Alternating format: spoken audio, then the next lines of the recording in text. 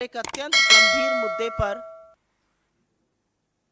जो मुद्दा हर TV debate से चीख चीख कर बोला जाना चाहिए, जिस मुद्दे पर अखबार की पहली सुर्खी होनी चाहिए, जिस मुद्दे पर आप जैसे प्रबुद्ध पत्रकारों को सवाल पूछना चाहिए और जिस मुद्दे पर प्रधानमंत्री मोदी की चुप्पी टूटनी चाहिए, वो मुद्दा है बड़े घोटालों का। लेकिन मेरा अपना मानना है कि इस देश में एक देश विरोधी, मोदी विरोधी संस्था है, वो इंटरनेशनल साजिश का शिकार है और उस संस्था का नाम है CAG, controller and auditor general. सरकार के सारे खर्चों का ऑडिट करती है ये संस्था। बड़ी देश विरोधी संस्था है। एक नहीं, दो नहीं, तीन नहीं, सात बड़े सीएजी घोटालों का पर्दाफाश पिछले कुछ ही दिनों में किया है। तो मेरा तो अपना मानना है कि प्रधानमंत्री मोदी को तुरंत एक रेड करवानी चाहिए। ईडी, सीबीआई, इनकम टैक्स, जिसकी भी कराना चाहे, ताला लगवाएं इस संस्था पर और जेल भेजने का काम करें सीएजी के इन लोगों को। इन लोगों को क्या लग रहा है, प्रजातंत्र चल रहा है कि आप रिपोर्ट निकालेंगे और सरकार को आईना दिखाएंगे और सरकार से सवाल पूछेंगे कि इतनी बड़ी बड़ी धांधली कैसे हो रही है। अरे ये सब प्रजातंत्र में किया जाता था। ऐसे ऐसे पेपर फेंक फेंक कर एंकर, एडिटर तब शो करते थे जब प्रजातंत्र था। अब जब प्रजातंत्र नहीं है तो ऐसी एजेंसीज का क्या मतलब है? लगवा दीजिए तुरंत ताला इस पर और भेजिए जेल। इनकी हिम्मत कैसे हो रही है एक नहीं, दो नहीं, सात घोटालों का पर्दाफाश करने की। और बड़े बड़े घोटाले हैं, बड़े बड़े मंत्रालयों के घोटाले हैं और ऐसे घोटाले हैं जिन घोटालों से आपके जेब पर डाका डाला जा रहा है, ये याद रखिएगा। लेकिन मोदी जी कहां कुछ गलत करते हैं। मोदी जी ने बड़ा पैसा खर्च करके खूब सारे मीडिया प्रचार प्रसार से अपनी एक छवि बनाई थी। दिन भर ईमानदारी ईमानदारी ईमानदारी की उस छवि का दंभ भरते हैं। अब ये सीएजी रिपोर्टें जो हैं, एक नहीं, दो नहीं, सात, वो उस छवि को पूरी तरह से ध्वस्त कर देती हैं, बर्बाद कर देती हैं। तो कुछ सवाल बनते हैं, लेकिन इस देश विरोधी संस्था को तो बंद होना चाहिए भाई। बहुत गलत बात है, मोदी जी के साथ बड़ी बेइंसाफी है। उनकी नाक के नीचे जो घोटाले और भ्रष्टाचार हो रहा है उसको उजागर कर रहे हैं। भला बताइए, ये काम है संस्थाओं का? कैसे ये काम कर रहे हैं? पक्का किसी इंटरनेशनल साजिश का साथ देते हैं ये। शुरू में करूंगी 7 घोटाले। एक पहला है भारतमाला प्रोजेक्ट से। करीब 70-75 हजार किलोमीटर की सड़क बननी थी और इसका पैसा CCA, cabinet committee on economic affairs, जो आर्थिक मामलों की कैबिनेट कमेटी होती है जिसकी अध्यक्षता स्वयं प्रधानमंत्री करते हैं, उन्होंने इसका फंड दिया था। और फंड ही नहीं दिया था, वो इसमें पैसा खर्चा कैसे होता है उसकी निगरानी भी करते हैं। इसमें जो भी टोटल, और इसके हम आपको प्रेस रिलीज में सारे फिगर्स दे रहे हैं, इसमें 15 करोड़ 37 लाख रुपए पर 1 किलोमीटर सड़क बननी थी। इन लोगों ने बढ़ाकर 32 करोड़ 17 लाख कर दिया, दुगने से भी ज्यादा। और ये पीएम की निगरानी में सीसीए की नाक के नीचे भारत सरकार के आंखों के सामने हो रहा था। सिर्फ पैसा ही नहीं दोगुना किया गया, इसमें और भी बड़ी धांधलियां सामने आई हैं। इसमें पता चला है कि फर्जी दस्तावेजों के आधार पर बिडर्स का चयन हो गया। बिडिंग प्रक्रिया में बड़ा फर्जीवाड़ा सामने आया है। विस्तृत परियोजना रिपोर्ट पर काम भी नहीं हुआ। एस्क्रो अकाउंट से करीब 3,500 करोड़ रुपए का हेरफेर हुआ। और सबसे बड़ी बात यह है कि इसके किसी भी जब रोड बनता है तो एक सेफ्टी कंसल्टेंट रखा जाता है कि आपके और हमारे जैसे लोग जो इस देश के नागरिक हैं जब सड़क पर चलें तो सुरक्षित रहें। सरकार ने यह भी जरूरी नहीं समझा। भारतमाला के कितने ही हिस्सों में एक भी सेफ्टी कंसल्टेंट नहीं है। तो अगर आप भारतमाला की किसी सड़क पर चल रहे हैं करीब 70,000 किलोमीटर की, तो अपनी जान की, अपने माल की, अपने खुद के रखवाले आप हैं, सरकार की जिम्मेदारी नहीं, क्योंकि उनके पास सेफ्टी कंसल्टेंट रखने का टाइम ही नहीं था। तो भारतमाला में दुगनी करी लागत और हर तरह के फर्जीवाड़ा करके भगवान जाने किसको किसको ये टेंडर दिए गए, जिन्होंने सेफ्टी कंसल्टेंट्स तक नहीं रखे। एस्क्रो अकाउंट से हेराफेरी हुई। फिर यही द्वारका एक्सप्रेसवे में स्वीकृत लागत जो थी वो करीब 18 करोड़ प्रति किलोमीटर थी। सरकार का कहना है बहुत बढ़िया बना है द्वारका एक्सप्रेसवे, अच्छी बात है, बनना अच्छा भी चाहिए। उसकी कीमत 250 करोड़ प्रति किलोमीटर हो गई। कहां 18 करोड़ प्रति किलोमीटर स्वीकृत और कहां 250 करोड़ प्रति किलोमीटर। और आप ये सोचिए कि 2 किलोमीटर बनाने में 500 करोड़ खर्चा हो गए और उस 500 करोड़ में मंगलयान पहुंच गया। यह सरकार की असलियत है। मंत्रालय ने एक एक्सप्लेनेशन इशू किया, वो सवाल और उजागर करता है। क्या बन गया भाई ऐसा? कौन सा ऐसा विश्व का 8वां नवा अजूबा बना जिसकी कीमत 18 करोड़ से बढ़कर 250 करोड़ प्रति किलोमीटर हो गई? अब ऐसा हाईवे बना होगा जिसमें आप चेहरा देख सकते होंगे, अन्यथा तो इतना कीमत बढ़ना बड़ा मुश्किल का काम है। महंगाई की वजह से इतनी कीमत बढ़ नहीं सकती है क्योंकि एस्केलेशन कॉस्ट उसमें होती है। तो ये कमीशन खोरी है, किसने पैसा खाया है इसमें? तीसरी, टोल में लूट। आप सब लोग तो खूब टोल देते होंगे आते जाते वक्त।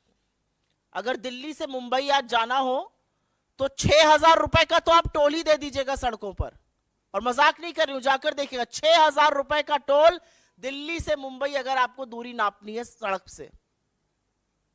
एनएचएआई का रूल है कि अगर टोल के पास या टोल वाली जो सड़क है उस पर कंस्ट्रक्शन होता है तो टोल की कॉस्ट 75% कम होगी। ऐसा नहीं किया गया। मात्र 5 टोल बूथों का, मात्र 5 टोल प्लाजा का सीएजी ने एक रैंडम ऑडिट किया और उसमें पता चला कि करीब करीब 132 करोड़ रुपए अवैध वसूल लिए गए लोगों से। ये मात्र 5 टोल प्लाजाओं की बात कर रही हूं। अगर पूरे देश के टोल प्लाजाओं का ऑडिट हो जाए तो सोचिएगा कितना लाखों करोड़ों का गबन हुआ है। और सड़क पे कौन चल रहा है? सड़क पे धन्ना सेठ चल रहे हैं या आप जैसे और हमारे जैसे मध्यम वर्ग, निम्न मध्यम वर्ग, गरीब लोग चल रहे हैं बसों से, गाड़ियों से, और वो सारा कॉस्ट निकालता है। तो 132 करोड़ तो टोल में लूटे। और एक और ऑडिट में पता चला है कि करीब 135 करोड़ एनएचएआई ने राजस्व का नुकसान किया। एक कंसेशन अग्रीमेंट होता है वो कर करके। आयुष्मान भारत, पूरे वक्त लोकसभा में यही सुनाई दे रहा था, हर जगह प्रधानमंत्री इसकी बात करते हैं। ये तो घोटालों का योजना निकली।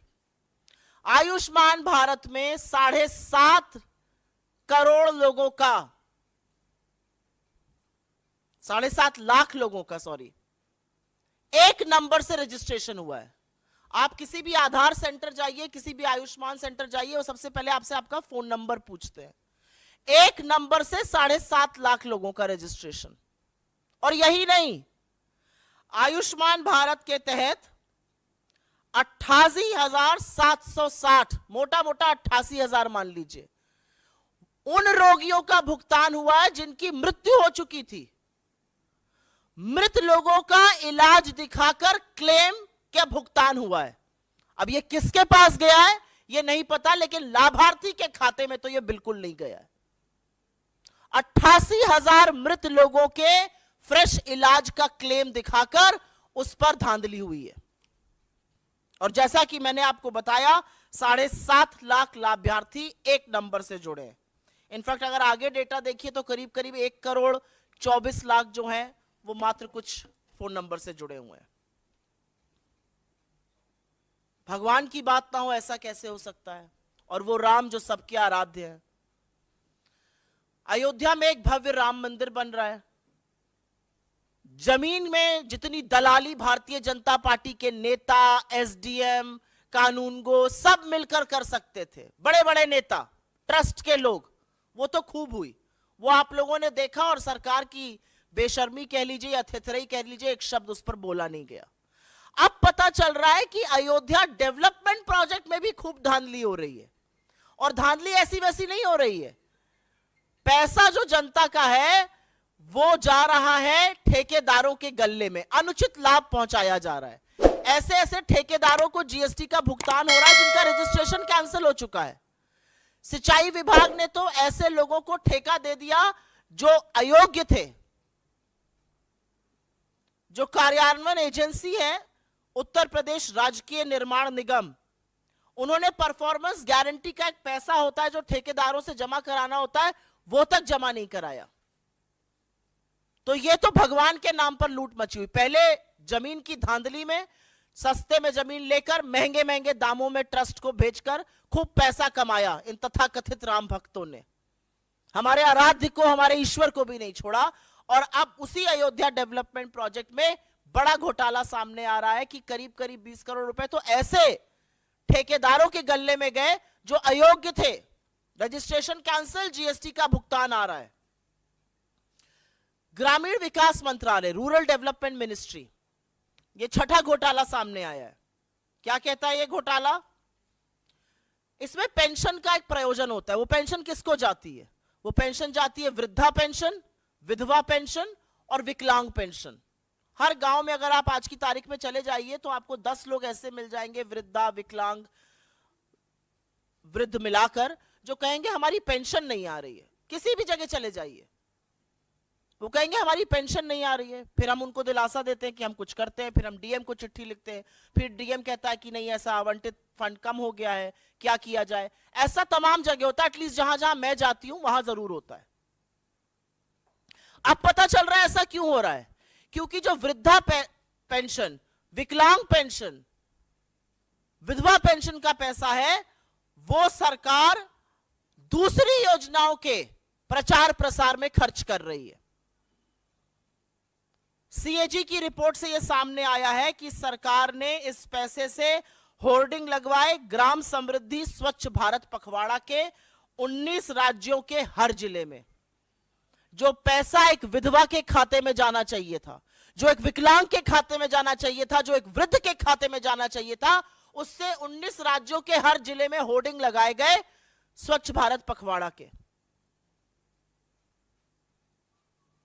और अंत में एचएएल को भी घसीटा है सीएजी ने। विमान इंजन की डिजाइन प्रोडक्शन की खामियों का गंभीर आरोप लगा है, जिससे करीब राजस्व को 154 करोड़ रुपए का नुकसान हुआ है। तो हमारे कुछ सवाल है प्रधानमंत्री जी से। हमारा पहला सवाल तो यह है कि आप ही की नाक के नीचे ये घोटाले हो रहे हैं तथाकथित, आप ही की नाक के नीचे ये धांधली हो रही है, तो इस पर चुप्पी तोड़िएगा या नहीं तोड़िएगा? क्या प्रधानमंत्री अपनी सीधी निगरानी में हो रहे भारतमाला घोटाले, जिससे सीसीए के अध्यक्ष आप हैं, उस पर चुप्पी तोड़िएगा, उस पर कार्रवाई करिएगा?